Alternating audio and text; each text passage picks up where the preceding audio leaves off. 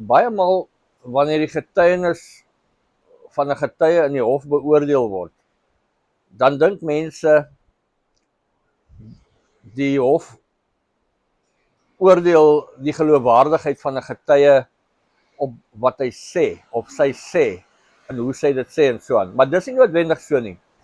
Daar's ander dinge wat die hof ook na kyk. En een van die ding is lyfstaal. Soos die Engelse sê demeanor, sy demeanor. Veral as 'n persoon lieg, veral onder kruisondervraging, dan is daar sekere goed wat gebeur in die ervare voorsittende beamptes, regters of landdroste merk hierdie goed op. Hoe die ou optree. Maar die ekstreme geval van demeanor het ek teëgekom op 'n Karoo dorp waar die hof op rondgang gesit het. Die hofsaal, die hofgebou daar het 2 hofsale gehad. Die siviele hof wat in die boonste verdieping was en dan die strafhof wat onder was.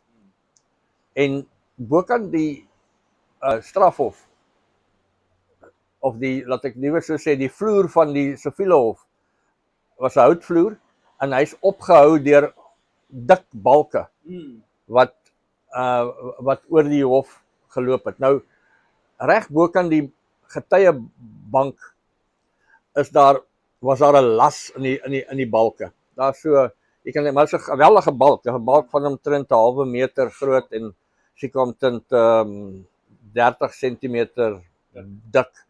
Dis van 'n ou howe, is 'n geweldige dik balk wat daar oorgaan. Maar nou is hy gelas, nou net mooi omtrent bokant die getuiebank. Nou kom 'n mens agter, dis nou die streekhof sit jy daar. Nou kom jy agter as jy 'n beskuldigde in die getuiebank is en hy getuig en jy begin hom kruisvra. Jy het hom nog net 'n paar vrae gevra, dan wys die streeklanddros al so subtiel vir jou met sy vinger.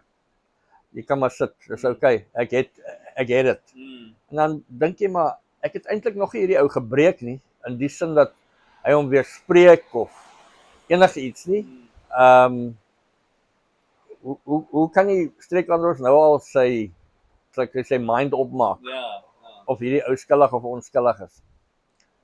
En maar dan gaan sit jy maar en dan as hy uitspraak gee, dan verwerp die streeklanddros nou die man se getuienis en dan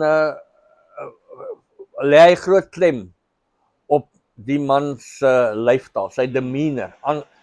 Die hof kon sien aan sy lyfstaal, oftewel sy demeanor soos dit ook bekend staan, dat die beskuldigde besig was om vir die hof leuns te vertel. Dit was moeilik om te verstaan, want dit het nie vir my noodwendig so geklink nie, tot ek uitvind dat die hofordonnans daar, dierbare ou oom Daan, hy het toch al vir die OP Agterman gespeel in sy jong dae. Oom Daan het die manier gehad om vir die skollie daaronder in die selle te sê, jy moet nou net nie gaan staan en lieg vandag in hierdie hof nie. As jy daar in die sweerboks ingaan, dis nou die getuiebank, as jy in die sweerboks ingaan, dan sal jy sien, daar so 'n dik balk wat daar bokant die sweerboks loop. En as jy lieg, dan is daai ding gekoördineer met jou brein. Dan kom daai balk los, en dan val hy vir jou vrek daar binne in daai sweerboks waar jy staan. Nou, dan sy skollie al klaar verskriklik bang.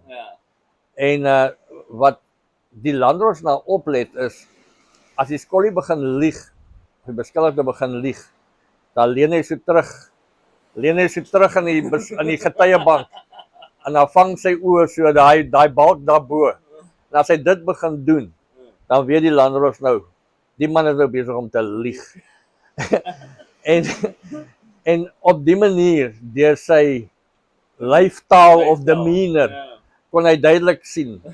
En dit was tussen die streeklanddros en die hofordonnans. Mense besef nie watter belangrike rol hofordonnanse in die regspleging speel nie. Sure.